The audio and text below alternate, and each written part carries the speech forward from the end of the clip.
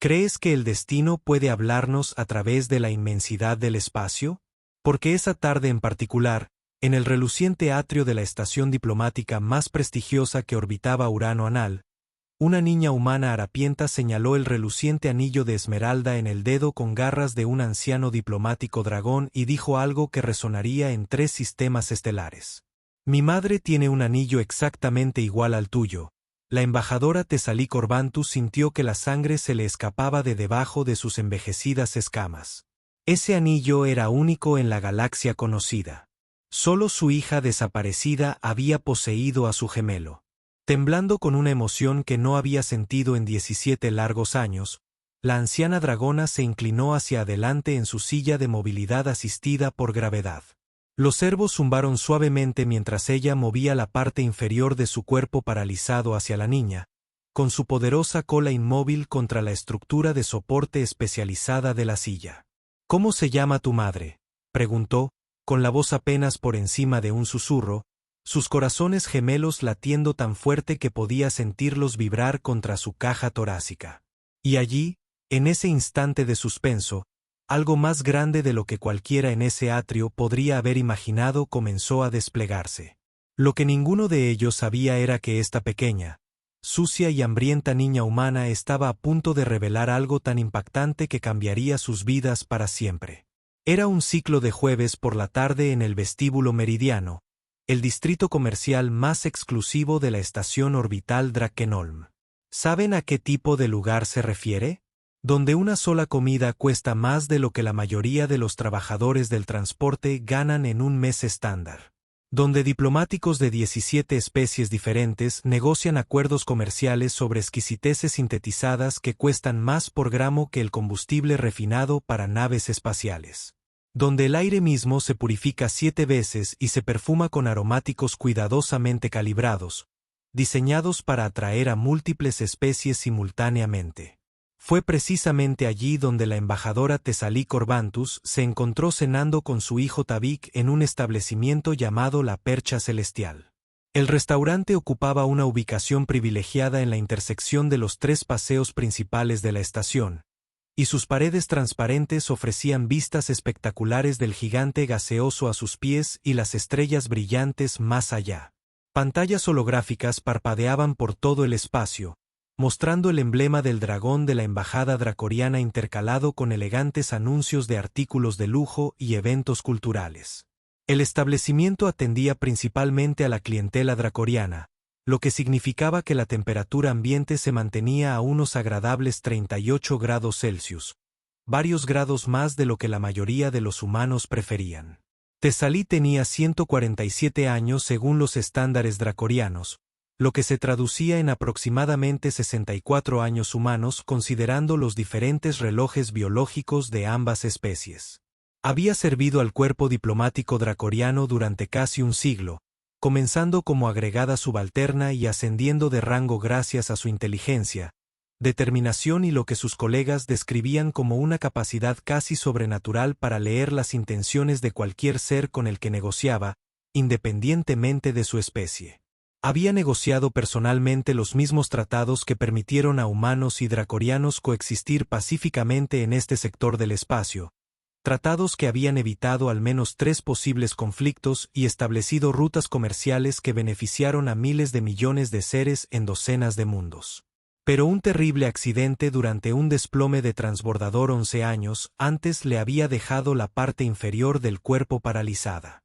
El transbordador realizaba un descenso rutinario hacia una conferencia diplomática en la luna Hestia Prime, cuando una anomalía gravitacional inesperada los hizo caer. Tesalí se abalanzó sobre una joven ayudante para protegerla de los escombros, y al hacerlo recibió la peor parte del impacto en la columna vertebral. Los cirujanos le salvaron la vida, pero no pudieron restaurar la función completa de sus extremidades inferiores. Sus poderosas piernas, antaño capaces de impulsarla al vuelo, ahora yacían inutilizadas bajo la túnica ceremonial que vestía. Su magnífica cola, que antaño podía romper piedras de un solo golpe, ahora descansaba inmóvil, sostenida por los contornos especializados de su silla de movilidad. Navegaba por el mundo en una sofisticada pieza de tecnología que utilizaba la manipulación gravitacional para mantenerla cómoda y móvil. La silla era una obra maestra de la ingeniería dracoriana. Sus sistemas monitoreaban constantemente su posición corporal y se ajustaban para prevenir las úlceras por presión y los problemas de circulación que afectaban a los dispositivos de movilidad menos avanzados. Podía planear, subir escaleras e incluso simular la sensación de caminar a través de sutiles vibraciones que estimulaban las vías neuronales a las que su dañada columna vertebral ya no podía acceder. Sus alas, aunque envejecidas y con una membrana más delgada que en su juventud, aún se extendían magníficamente tras el respaldo de su silla.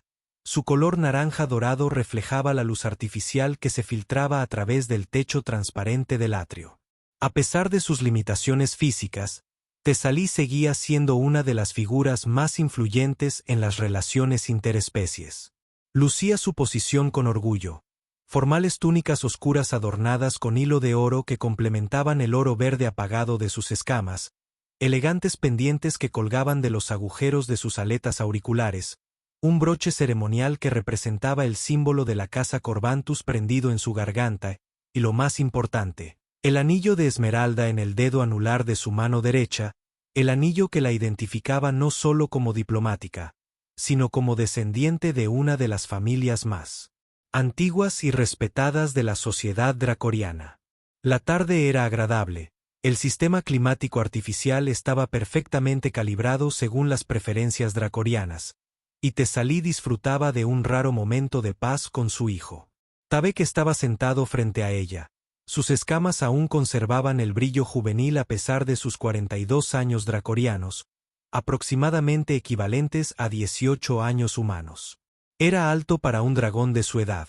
La aguda inteligencia de su madre se reflejaba en sus ojos brillantes, pero el temperamento más cauteloso de su difunto padre se reflejaba en su forma de hablar y moverse pausadamente. Aún estaba buscando su lugar en la galaxia, indeciso entre seguir los pasos de su madre en la diplomacia o dedicarse a sus propios intereses en la cartografía estelar. Tesalí parpadeó, desviando su atención de dondequiera que se hubiera desviado. Perdóname, querida. Mi mente estaba en otra parte. ¿Qué decías de la delegación Selenari? Decía que quizás deberías considerar enviar a un subordinado para que se encargue de las negociaciones preliminares. Últimamente te has estado exigiendo demasiado.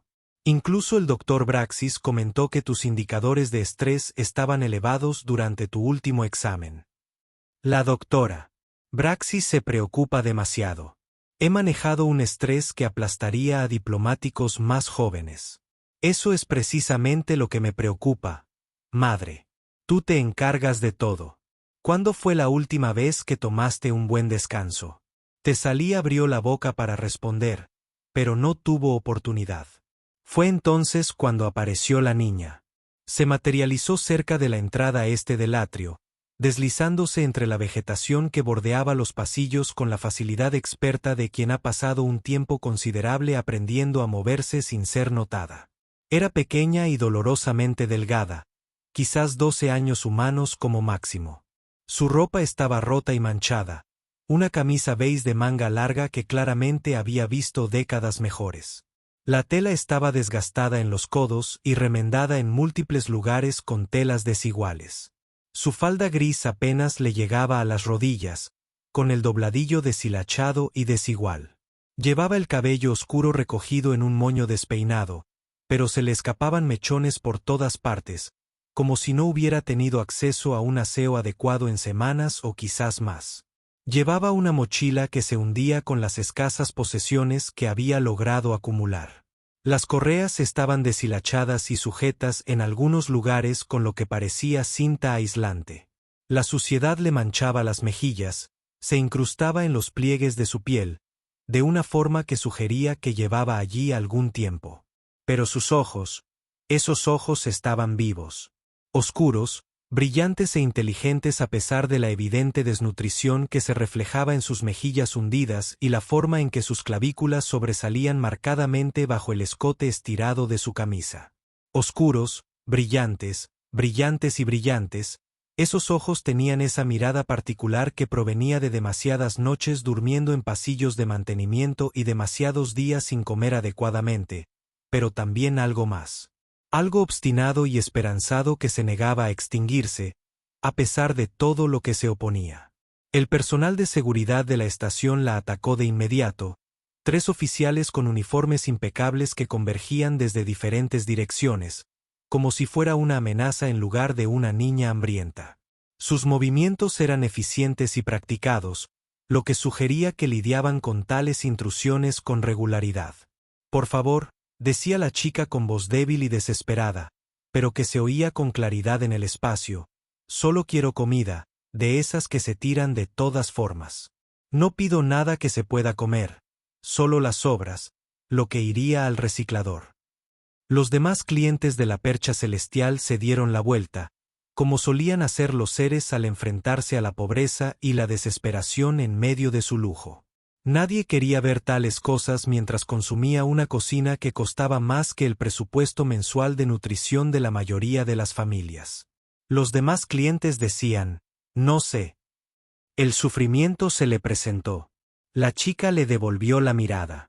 Sus miradas se cruzaron a través del atrio abarrotado.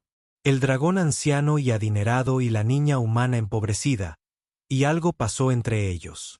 Un reconocimiento de algún tipo, aunque ninguno podría haber dicho qué, y entonces sucedió lo imposible. Los ojos de la niña, oscuros y brillantes a pesar de su evidente desnutrición, descendieron del rostro de Tesalí a su mano derecha, concretamente al anillo de esmeralda que brillaba suavemente contra su dedo escamoso, captando la luz solar artificial y refractándola en diminutos destellos verdes. El anillo era una obra maestra de la joyería dracoriana. Su piedra central era una rara esmeralda viridiana que solo se encontraba en las cuevas volcánicas del mundo natal de los dracorianos, en las profundidades de las montañas de la cordillera Korat, donde la familia de Tesalí había vivido durante 30 generaciones. La piedra estaba engastada en una banda de oro trabajado que había sido tallada por Meister. La propia Brind Korat, quizás la mejor joyera del imperio, tenía la superficie grabada con los antiguos símbolos de la casa Corbantis, en un patrón jamás replicable con precisión, pues las técnicas empleadas para crearlo habían desaparecido con el Meister hacía 50 años. Mi madre tiene un anillo igual al tuyo, dijo la chica, con una voz que se oía con claridad en el atrio a pesar de su suavidad. Señaló la mano de Tesalí con un dedo sucio, un gesto audaz a pesar de su evidente miedo. Igual, con la piedra verde y las espirales doradas. El mundo se detuvo. El murmullo de las conversaciones a su alrededor pareció desvanecerse. La suave música de fondo que sonaba en el sistema acústico del establecimiento se volvió inaudible. Incluso la vibración omnipresente de los sistemas de la estación, tan constante que la mayoría de los habitantes ya no la percibían, pareció acallarse. El utensilio de mesa de Tesalí se le cayó de las garras, repentinamente inertes, y golpeó el plato con un sonido que pareció resonar por todo el restaurante como una campana. La cerámica resonó con una nota clara que atrajo todas las miradas. Establecimiento. Tabek palideció bajo sus escamas, sus pupilas se dilataron por la sorpresa hasta convertirse en meras rendijas en mares de oro. Porque ese anillo en concreto, ese diseño exacto con esa piedra en particular, en ese engaste preciso, con esas inscripciones irrepetibles, solo existía en 3 copias en toda la galaxia conocida. 3, y no más, porque los materiales para fabricarlos ya no existían, y el maestro que los había creado llevaba décadas muerto. Uno estaba en el dedo de Tesalí ahora mismo. El anillo que había llevado desde el día de su matrimonio con Korat. Korat hacía 102 años. Otro había desaparecido hacía 17 años con su hija Serindal, quien desapareció sin dejar rastro durante lo que debería haber sido una misión diplomática rutinaria a un mundo colonial humano. Simplemente nunca llegó a su destino. Su lanzadera fue encontrada a la deriva en las afueras del sistema, vacía salvo por señales de lucha. Nunca se recuperó ningún cuerpo. Nunca se exigió un rescate. Serindal simplemente había dejado de existir, dejando tras de sí solo preguntas y un dolor tan profundo que finalmente la mató. Su padre. Y la tercera había sido incinerada junto con su amado esposo Korat, quien había fallecido 8 años atrás, de lo que los médicos delicadamente denominaron enfermedad de duelo, y la tercera, había intentado luchar por su madre. Pero lo que Tesalí conocía en realidad era un corazón roto que simplemente dejó de latir una noche porque ya no podía soportar el peso de la pérdida de su hija. La tercera había sido llevada a cabo. La tercera había sido un corazón roto. La tercera había sido un corazón roto. Y la tercera había sido destrozada con su corazón. La tercera había sido destrozada con su corazón. Y la tercera había sido destrozada con su corazón. La tercera había sido destrozada con su corazón. Y la tercera había sido destrozada con su corazón. La tercera había sido destrozada con su corazón. Y la tercera había sido destrozada con su corazón. Todos en los alrededores se congelaron, incluidos los agentes de seguridad cuyas manos se habían estado cerrando sobre los delgados. Cuando la embajadora Tesalí Corbantus habló en ese tono, incluso los burócratas más testarudos se detuvieron a escuchar. Incluso los negociadores más agresivos se retractaron. Incluso la seguridad de la estación reconsideró sus acciones. «Tráiganme a esa niña», ordenó. «Ahora». «Embajadora, solo es una vagabunda», comenzó uno de los oficiales con voz arrepentida pero firme. «El protocolo estándar exige que la saquemos del distrito comercial y la procesemos a través del sistema de servicios sociales», dije ahora. Había fuego en la voz de Tesalí, la clase de fuego que había negociado el tratado de Korat Prime y se había enfrentado al señor de la guerra de las extensiones exteriores sin pestañear. «Libérenla inmediatamente y tráiganla». Eso no es una petición. Todo el restaurante se había girado para observar. 100 seres de una docena de especies diferentes, de repente más interesados en esta confrontación que en sus costosas comidas. Un diplomático dracoriano anciano de estatus legendario gritando órdenes sobre una niña humana de la calle era más inusual que un eclipse de los tres. Los soles artificiales de la estación iluminaron simultáneamente. Tesalí guió su silla de ruedas hacia adelante, mientras los sistemas gravitacionales se compensaban suavemente mientras se movía por el suelo pulido. Sus piernas permanecieron inmóviles bajo la túnica, inútiles, pero el torso se inclinó hacia la chica con una intensidad desesperada y sus alas se extendieron ligeramente tras ella en lo que otro dragón habría reconocido como un gesto protector. «¿Cómo te llamas, niña?», preguntó, con voz más suave, pero aún temblorosa. «Pippa», dijo la chica, mirando con cautela a los agentes de seguridad mientras la soltaban de los brazos. «Pippa Corotin». Pronunció el apellido con cuidado, con precisión, como si le hubieran enseñado a decirlo correctamente, a pesar de su obvio origen dracoriano, que resultaba incómodo en una lengua humana. El corazón de Tesalí, ambos parecieron dejar de latir simultáneamente. La sangre desapareció de su rostro hasta que sus escamas se volvieron casi grises. Corotin. Una aproximación humana a Corbantus, simplificada para la pronunciación humana, pero de origen inconfundible. «Pippa», dijo, forzando la voz a mantenerse firme, aunque quería quebrarse. «¿Tienes una foto de tu madre? ¿Alguna imagen?» La chica dudó, su mirada moviéndose entre el dragón antiguo y los agentes de seguridad que aún rondaban cerca, claramente insegura de si se trataba de algún truco. La vida en el bajo casco le había enseñado a desconfiar de la amabilidad de los desconocidos, especialmente de los ricos en lugares como este, pero había algo en los ojos del viejo dragón, algo desesperado y esperanzado, dolorosamente familiar para ella. «¿Tienes una foto de tu madre? ¿Alguna imagen?» La chica dudó, sus ojos moviéndose entre el dragón antiguo y los oficiales de seguridad que aún rondaban cerca, claramente inseguros de si se trataba de algún tipo de truco. La chica era un poco secreta, esperanzadora y dolorosamente familiar que hizo que Pippa buscara en el bolsillo de su falda rota y sacara un pequeño proyector holográfico. El dispositivo estaba claramente maltratado, su carcasa agrietada y sujeta con cinta adhesiva. Pero cuando Pippa lo presionó con cuidado, una imagen tridimensional cobró vida sobre su palma. Mostraba a una mujer dracoriana, más joven que Tesalia, quizás 70 años dracorianos cuando se capturó la imagen. Tenía arrugas de preocupación alrededor de los ojos y sus cuernos habían sido limados en un estilo popular entre los dracorianos que vivían en asentamientos predominantemente humanos. La forma de su mandíbula, el particular arco de sus párpados, la forma en que inclinaba la cabeza cuando no estaba segura. La pequeña marca de nacimiento visible en la comisura de su boca, un oscurecimiento de las escamas que había estado allí desde la eclosión. Era Serindal, su Serindal, 17 años mayor que la última vez que Tesalí la había visto, marcada por las dificultades, el tiempo y lo que parecía una profunda tristeza, pero innegablemente, inconfundiblemente su hija. Y allí, en la mano derecha de la imagen holográfica, brillando con una suave luz esmeralda, estaba el gemelo del anillo que llevaba Tesalí.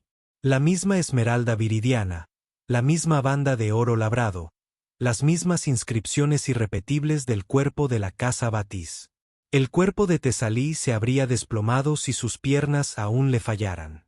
Así las cosas, los sistemas de su silla de movilidad detectaron su angustia a través de los sensores biométricos integrados en su superficie y la bajaron automáticamente más cerca del suelo, aumentando los campos de estabilización para evitar que se desplomara hacia adelante. Tarbeck estuvo a su lado en un instante, con una mano con garras agarrándola del hombro. «¿Madre? Madre, ¿estás bien?» «No puede ser», decía Tesalí, mientras las lágrimas corrían por sus mejillas escamosas en una muestra de emoción que la habría impactado. Cualquiera que conociera su formidable reputación de compostura. En todos sus años de servicio diplomático, nadie había visto jamás a Tesalí Corbantis llorar. «Mi hija, mi Serindal, está viva». Los ojos de Pippa se abrieron de par en par con la confusión y un atisbo de comprensión. «¿Conoces a mi madre?» Tesalí miró a la niña, la miró de verdad, viendo más allá de la suciedad, la desnutrición y la ropa andrajosa a la niña que había debajo. Vio los mismos ojos oscuros que Serindal, reproducidos en anatomía humana pero inconfundiblemente heredados, la misma expresión obstinada en su mandíbula, la misma forma en que ladeaba la cabeza cuando estaba confundida. «Soy tu abuela», dijo Tesalí, y todo el restaurante jadeó al unísono. «Serindal es mi hija que lleva 17 años desaparecida». Tarbeck miró el holograma, luego a Pippa, y luego de nuevo al holograma. Su hermana Serindal, a quien apenas recordaba de su infancia, su hermana, que había desaparecido cuando él tenía solo 25 años dracorianos, y la otra mujer que había sido asesinada, prácticamente una cría, su hermana, que aparentemente había estado viva todo este tiempo, con una hija humana, que ahora estaba frente a ellos, hambrienta y asustada, pidiendo restos de comida. «¿Dónde está tu madre ahora?», preguntó Tesalí, con voz urgente a pesar de las lágrimas que aún corrían libremente por sus escamas. «En los niveles inferiores», dijo Pippa, «en la parte inferior del casco, sección 17, pero no la he visto en semanas». «¿Cómo que semanas?». Pippa bajó la vista hacia sus zapatos gastados, con la vergüenza coloreando su rostro. «No tenemos dinero. Mi madre enfermó y ya no pudo trabajar. Vine aquí arriba para intentar encontrar algo, cualquier cosa que pudiera ayudar. Me dijo que no viniera, que era demasiado peligroso, pero vine de todos modos». Tragó saliva con dificultad. «Está muy enferma. Algunos días ni siquiera puede levantarse de la cama, y no iba a quedarme sentada allí viendo cómo sufría». Tesalí sintió que su corazón se rompía en 1000 pedazos, su nieta, durmiendo en mantenimiento. Pasillos, mendigando migajas, mientras Tesalia había estado aquí arriba, en los relucientes niveles superiores, negociando acuerdos comerciales y asistiendo a funciones diplomáticas. Tesalia dijo, con voz dura, apenas controlando la emoción. «Contacta con la bahía de transporte. Que preparen una lanzadera. Vamos a la zona de debajo del casco inmediatamente. Madre, Tienes una reunión con la delegación comercial Selenari en 3 horas, dije de inmediato. Tesalia giró su silla para mirar directamente a su hijo. Mi hija ha estado viva durante 17 años mientras yo la lloraba como si estuviera muerta. Mi nieta ha estado muriendo de hambre en las profundidades de esta estación. Si crees que cualquier reunión es más importante que encontrar a mi hija, has malinterpretado fundamentalmente todo lo que he intentado enseñarte. Tarbek miró a su madre a los ojos y vio algo que nunca antes había visto. No era la embajadora, ni la negociadora, ni la formidable diplomática. Vio a una madre. Contactaré con la bahía de transporte inmediatamente, dijo. En la nave de transporte privada, Pippa no podía dejar de mirar a su abuela recién descubierta. La lanzadera era más bonito que cualquier vehículo en el que hubiera estado, con asientos tapizados de un material suave que parecía amoldarse a su cuerpo, y ventanas que ofrecían vistas de la enorme estructura de la estación mientras descendían por sus distintos niveles. Tesalí cogió la mano de la niña, temerosa de que si la soltaba, la niña desapareciera como Serindal tantos años atrás. Tu madre, dijo Tesalí con cuidado, ¿alguna vez habló de mí? Pippa asintió lentamente.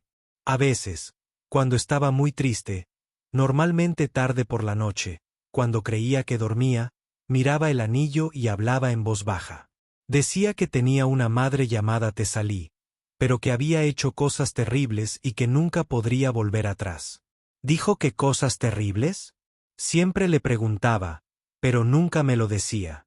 Simplemente lloraba, me abrazaba y me decía que lamentaba todo lo que había tenido que soportar por sus decisiones. Tesalí cerró los ojos, nuevas lágrimas brotaban de sus párpados. Eso sonaba exactamente como Serindal. ¿Dijo algo más? ¿Algo sobre tu abuelo? Dijo que mientras tuviera el anillo, una parte de su familia siempre estaría con ella.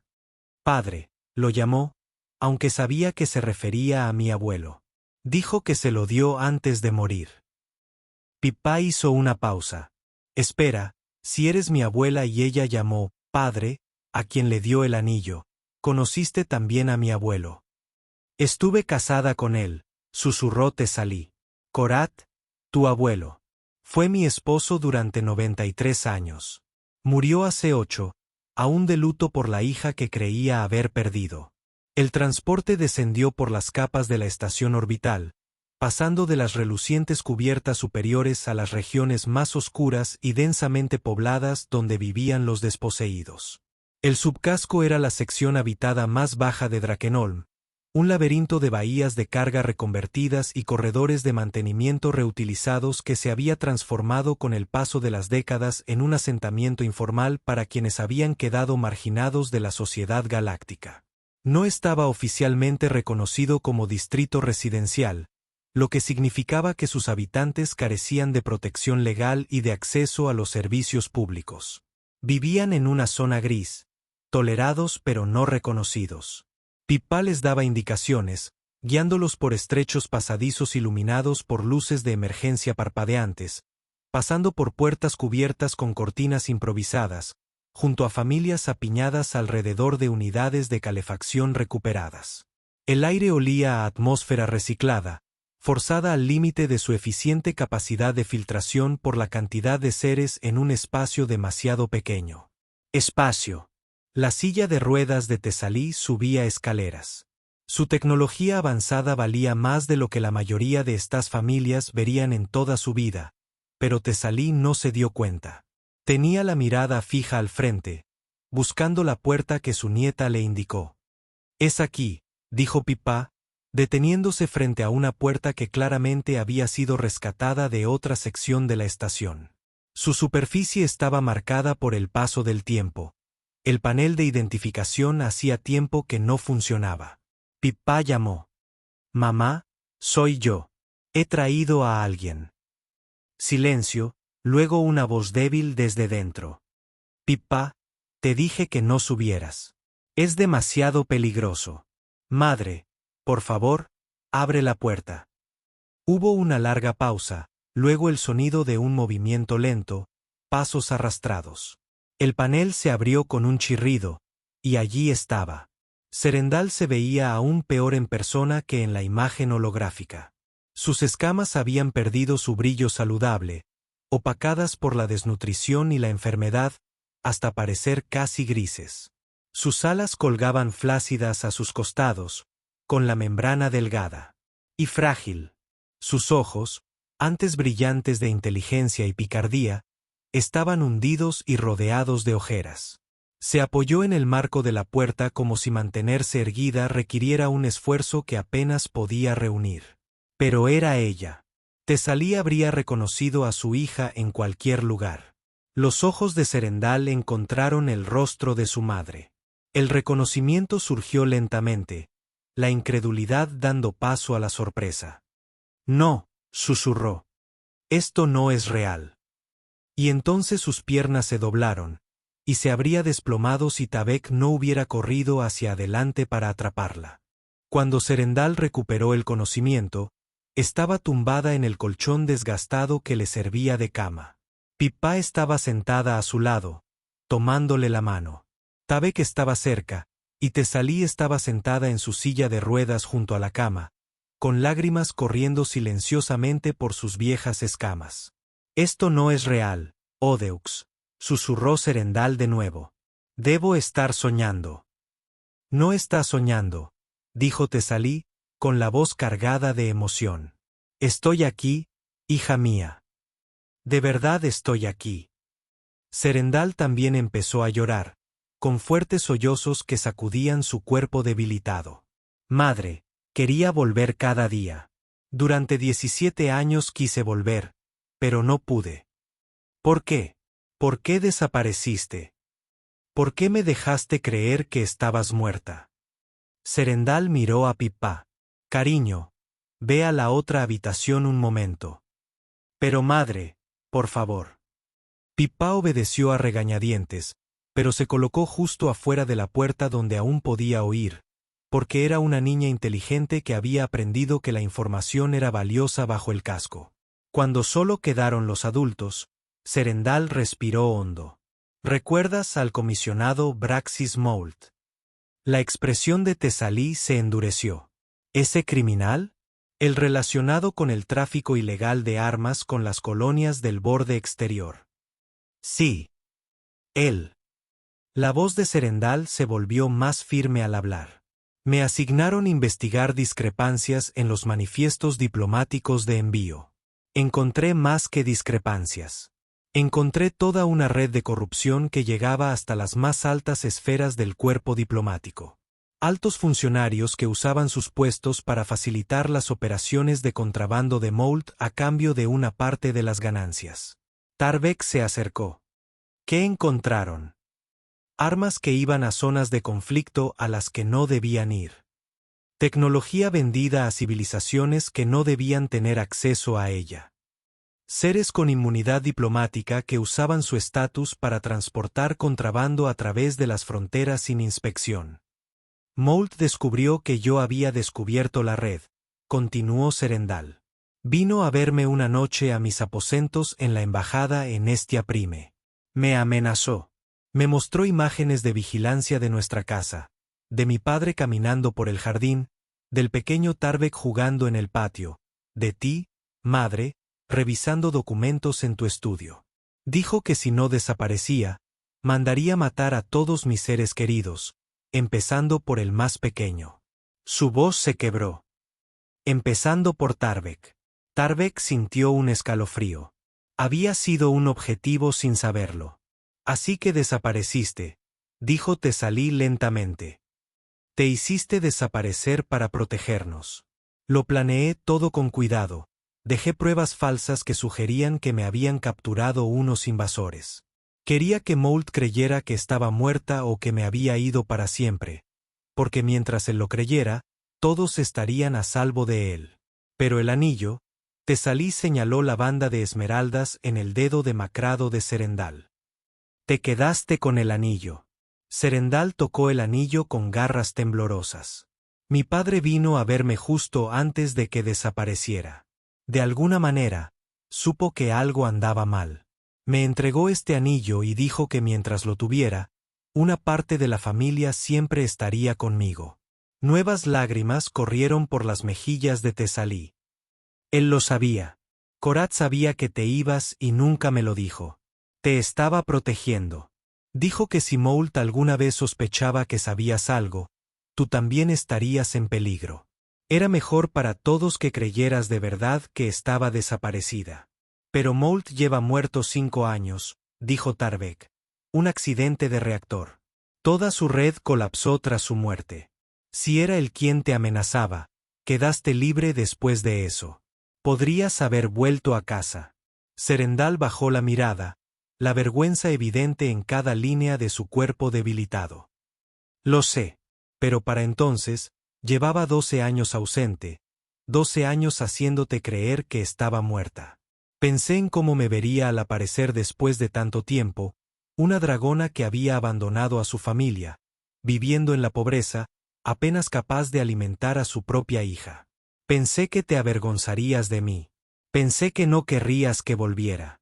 Tesalí se inclinó hacia adelante todo lo que su silla de ruedas le permitió, extendiendo la mano para tomar el rostro de su hija entre sus manos con garras. Eres una niña valiente e insensata. Eres mi hija. Rica o pobre, sana o enferma, eres mi Serindal. He pasado 17 años creyendo que nunca volvería a ver tu rostro. ¿Crees que me importan las circunstancias? Estás viva. Eso es todo lo que importa. Madre e hija se abrazaron. Sus lágrimas se mezclaron al derramarse 17 años de separación. Tabek observó con ojos sospechosamente brillantes. Finalmente, Pippa irrumpió en la habitación. Al ver a su madre y a su abuela abrazadas, ambas llorando, sonrió. Era la primera sonrisa genuina que esbozaba en meses. ¿Significa esto que ahora tengo una familia de verdad?, preguntó con voz débil y esperanzada. Tesalí abrió los brazos. Ven aquí, nieta mía. Pippa se lanzó al abrazo, y durante un largo instante, 3 generaciones simplemente se abrazaron mientras Tabek montaba guardia en la puerta, protegiendo este reencuentro que nunca se había atrevido a imaginar. Pero Serindal, a pesar de sus lágrimas, seguía siendo la hija que Tesalí había criado. Se apartó después de un rato y miró a su madre con una mirada familiar. Madre, tengo condiciones antes de aceptar regresar. Tesalia dejó escapar un sonido que era mitad risa, mitad sollozo. Siempre negociabas cada acuerdo. ¿Cuáles son tus condiciones? Primera condición, no más mentiras. Si prometes algo, lo cumples. Si no puedes cumplirlo, no lo prometes. Tesalia asintió. De acuerdo. Segunda condición, reconstruimos nuestras relaciones lentamente. No puedo simplemente regresar como si los últimos 17 años no hubieran sucedido. Necesitamos tiempo para aprender en quienes nos hemos convertido. Por supuesto. Tercera condición, la voz de Serindal se endureció. Nunca volviste a poner la política o la diplomacia por encima de la familia. Crecí viéndote priorizar tu trabajo sobre todo lo demás. Tus reuniones eran más importantes que mis recitales. Tus negociaciones tenían precedencia sobre las cenas familiares. Esa obsesión con la carrera es lo que creó el ambiente donde la muda podía prosperar. Eso dolió. Tesalia se estremeció, pero se obligó a escuchar realmente lo que su hija decía, a considerar si la crítica era justa. Era justa, dolorosamente justa. Estaba tan ocupada siendo la embajadora que olvidé ser tu madre, admitió Tesalia en voz baja. No vi la corrupción que se enconaba en mi propia organización porque estaba demasiado centrada en el panorama general. No logré protegerte de una amenaza que debería haber reconocido. Te prometo, dijo, que de ahora en adelante la familia es lo primero. Todo lo demás puede esperar. Serindal estudió el rostro de su madre un largo instante. Solo encontró sinceridad. De acuerdo. Entonces me gustaría volver a casa. Tabek se acercó a su hermana, pareciendo repentinamente más joven de lo que era. ¿Y me saludan como es debido? Era solo una cría cuando te fuiste. Serindal miró al joven dragón, que apenas tenía la edad suficiente para recordar su rostro. Te recuerdo, dijo en voz baja. Recuerdo haberte enseñado a jugar a Thornvik. Recuerdo haber pensado que eras el hermano pequeño más perfecto que alguien podría tener. Hermana, dijo Tavek, y era la primera vez que podía usar esa palabra en presente. Se abrazaron, y Serindal susurró, siento mucho no haberte visto crecer. Nos protegías, susurró él. Eso es lo que hace la familia. Pippa lo observaba todo con ojos brillantes. Así que el tío Tavek es realmente mi tío. Tarbek le sonrió. Lo soy, y tengo 17 años de deberes de tío que compensar, enseñándote a jugar a juegos de estrategia, consintiéndote con dulces, ayudándote con los estudios y siendo un desastre en matemáticas.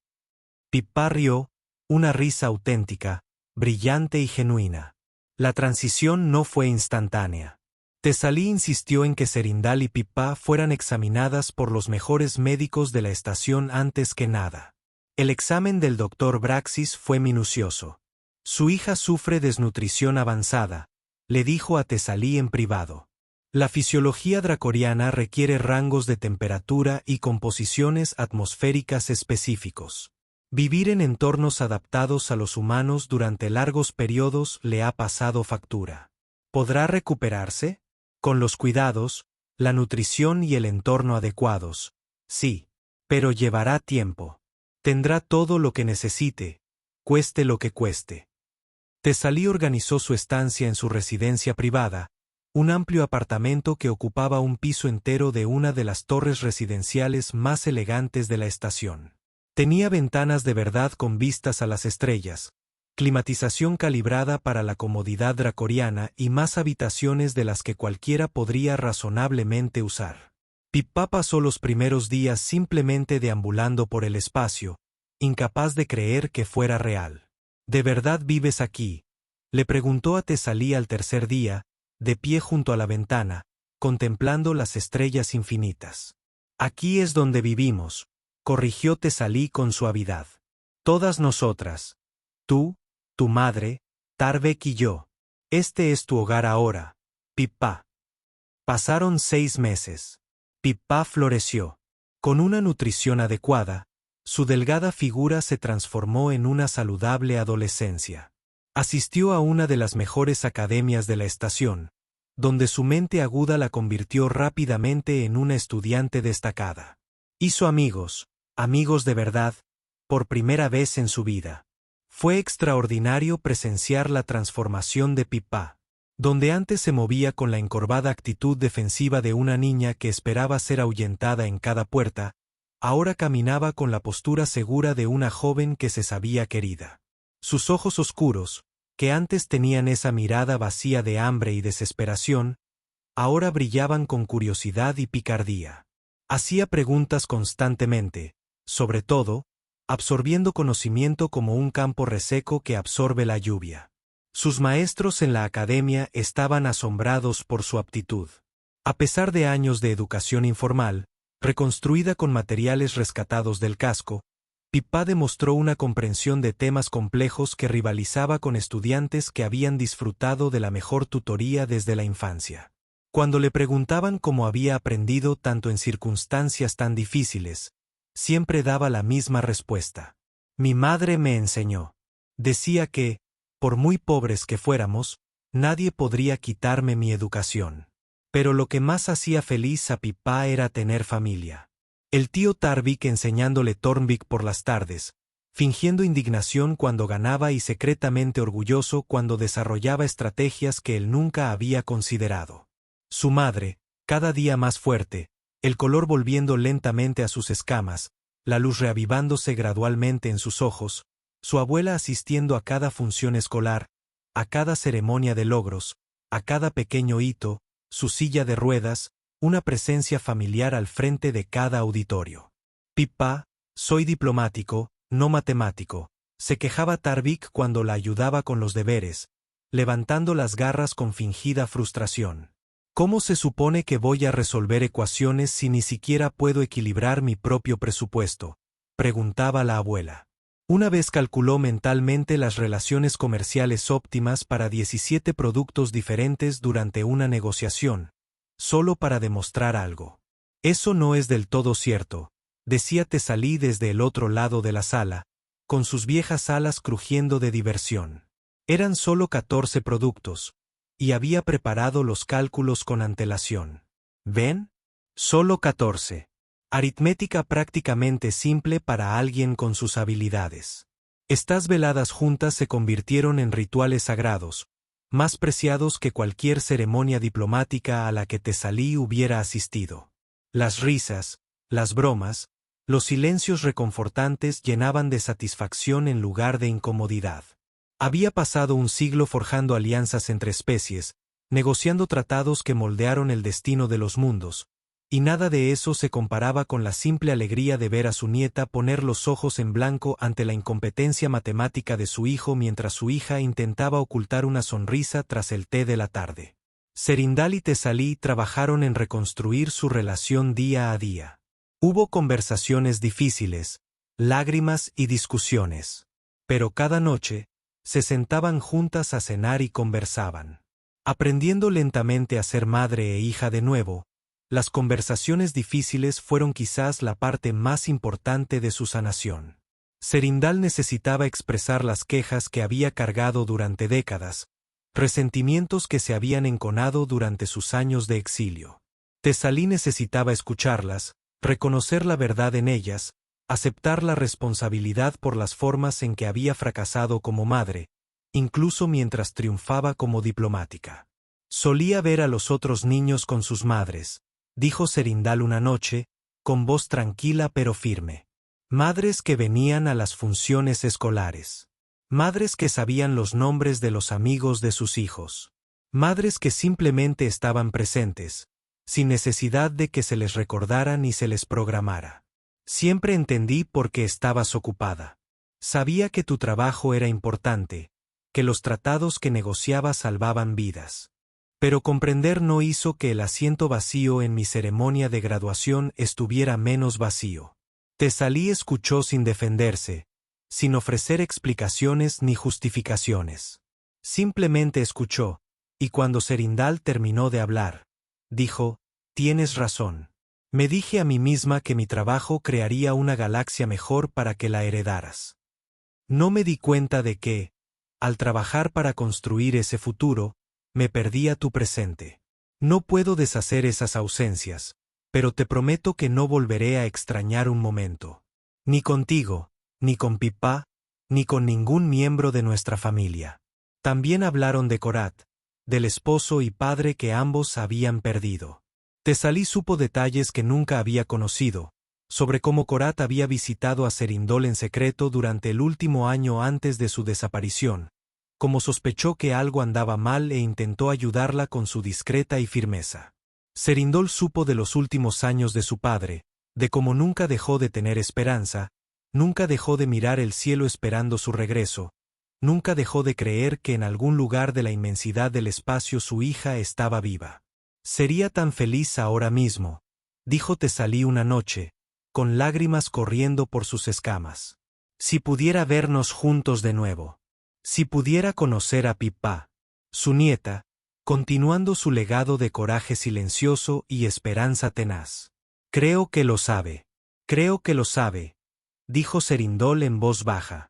«De alguna manera, donde quiera que esté, creo que lo sabe». La salud de Serindol mejoró constantemente. Con el tiempo, comenzó a asesorar al cuerpo diplomático sobre asuntos de seguridad, y sus conocimientos resultaron valiosos para desarrollar nuevas salvaguardas. Tarbek y Serindol se acercaron como nunca antes. Como adultos que habían perdido tanto, descubrieron que tenían más en común de lo que jamás imaginaron. «Sabes», dijo Antarbek una noche, «pasé años enfadado contigo. Pensé que nos habías abandonado. ¿Y ahora? Ahora entiendo que a veces amar a alguien significa tomar decisiones imposibles para mantenerlo a salvo». Pasaron 3 años. Era el 15º cumpleaños de Pippa y había hecho una petición inusual. Quería invitar a los niños del casco inferior. «Yo era uno de ellos», le dijo a su abuela. «No puedo olvidar que ahora tengo todo esto. Esos niños siguen ahí abajo, siguen hambrientos, siguen asustados, Siguen creyendo que a nadie en los niveles superiores le importa si viven o mueren. Quiero mostrarles que eso no es cierto.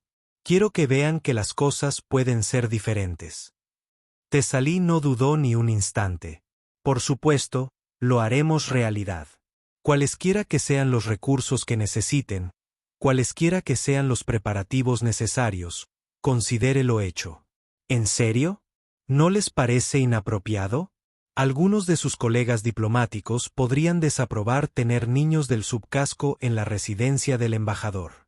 Las viejas alas de Tesalí susurraron con lo que podría haber sido diversión o desprecio por una mentalidad tan estrecha. Mis colegas diplomáticos pueden formarse las opiniones que deseen.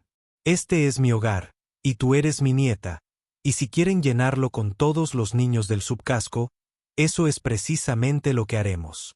Que hablen los chismosos. Ya he pasado suficiente tiempo preocupándome por las apariencias, así que los residentes diplomáticos, que habían albergado embajadores, delegaciones comerciales y seres de enorme importancia de toda la galaxia, abrieron sus puertas a los niños olvidados de los niveles más bajos de la estación.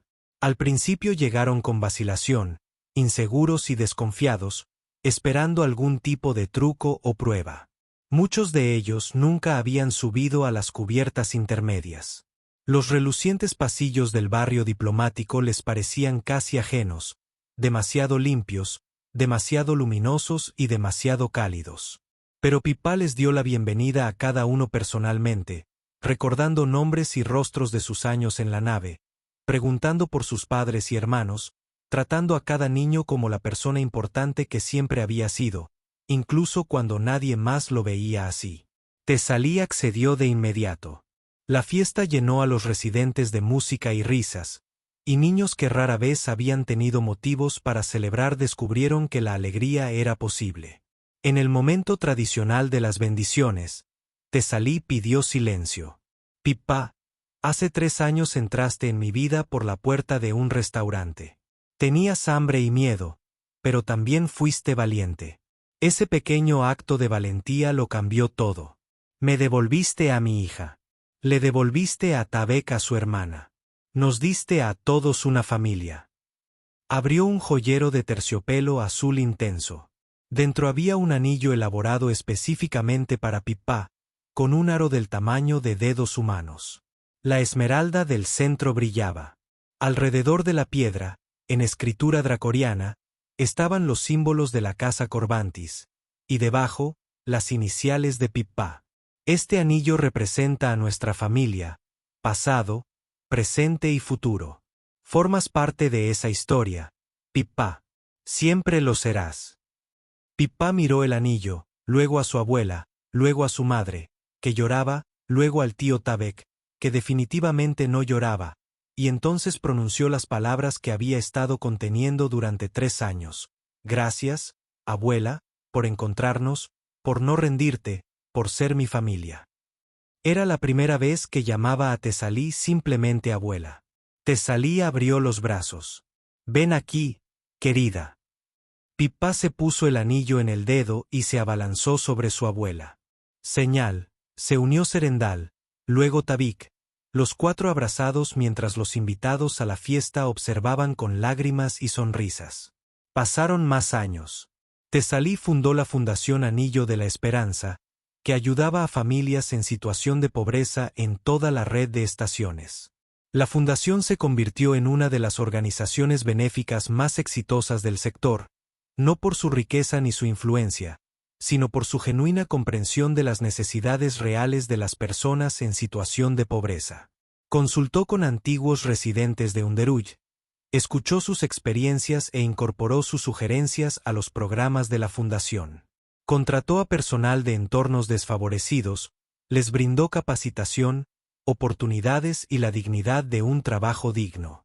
Se negó a tratar la pobreza como una falla moral que debía corregirse, sino que la abordó como un problema sistémico que debía resolverse mediante apoyo práctico y cambios estructurales. El Anillo de la Esperanza proporcionaba alimento y refugio, sí, pero también educación y capacitación laboral. Ofrecía atención médica sin los obstáculos burocráticos que impedían a tantos acceder a los servicios de salud de la estación. Ayudó a las familias a desenvolverse en la compleja red de regulaciones que determinaba quién podía vivir en qué secciones de la estación, abogando por reformas que reconocieran a los residentes de Underuj como ciudadanos de pleno derecho merecedores de protección y apoyo. Pippa, tras completar sus estudios con las mejores calificaciones de su clase, pidió inmediatamente trabajar para la fundación.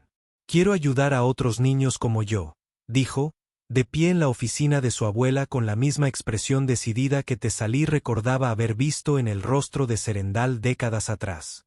Los que estaban en el medio de su clase, los que estaban en el medio de su clase, los que estaban en el medio de su clase, los que estaban en el medio de su clase, los que estaban en el medio de su clase.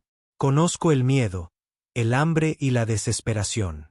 Puedo ayudarlos porque los entiendo de una manera que otros no pueden. Tesalí sonrió con gran orgullo. He estado esperando a que me lo pidieras. El puesto de coordinadora de extensión juvenil lleva vacante 3 meses porque me niego a cubrirlo con nadie que no sea la persona adecuada. Eres la persona adecuada, Pippa. El trabajo de Pippa con la fundación fue transformador. Desarrolló programas diseñados específicamente para llegar a niños que habían aprendido, como ella, a desconfiar de la ayuda de desconocidos. Capacitó al personal para que se acercaran con paciencia y constancia, para ofrecer ayuda sin juzgar, para respetar las habilidades de supervivencia que los niños de la calle habían desarrollado, incluso mientras les ayudaban a encontrar mejores opciones. Organizaba eventos que llevaban a los niños de la parte baja del casco a los niveles superiores, no como casos de caridad dignos de lástima, sino como invitados bienvenidos, mostrándoles que los relucientes paseos no eran territorio prohibido, sino simplemente lugares a los que aún no habían sido invitados. Una noche, años después, la familia se reunió para cenar. Era una tradición que mantenían fielmente, reuniéndose al menos 3 veces por semana, porque Tesalí había aprendido la lección. La familia es lo primero. Pippa miró al otro lado de la mesa y dijo algo que hizo que todos se detuvieran. Abuela, ¿alguna vez has pensado en lo extraño que es que todo haya sucedido solo por un anillo? Tesalí consideró la pregunta. ¿Qué quieres decir? Si no hubiera visto el anillo en tu dedo ese día, si no lo hubiera reconocido, si no hubiera dicho nada, nunca nos habríamos encontrado. Todo habría sido diferente, todo por una joya. Serendal tomó la mano de su hija. ¿Sabes qué pienso? No era el anillo. El anillo era solo un objeto. Lo que importaba eras tú. Yo. Tu valentía para entrar en ese restaurante a pesar del miedo. Tu valentía para hablar con una desconocida. Tu valentía para creer que las cosas podían ser diferentes. Tabek asintió. Y la valentía de la abuela para escuchar. Para creerle a una niña sucia de la calle en lugar de dejar que la seguridad se la llevara. Tesalí rió suavemente. Tal vez el destino nos da oportunidades. Pequeños momentos en los que todo podría salir de una manera u otra. Pero las oportunidades no significan nada si no somos lo suficientemente valientes para aprovecharlas. Pippa levantó su copa. El anillo de esmeralda reflejó la luz. Por la familia. Por la valentía. Por las segundas oportunidades. Por la familia, repitieron. Porque a veces el universo separa a las personas que se aman. A veces pasan 17 años y la esperanza parece tonta.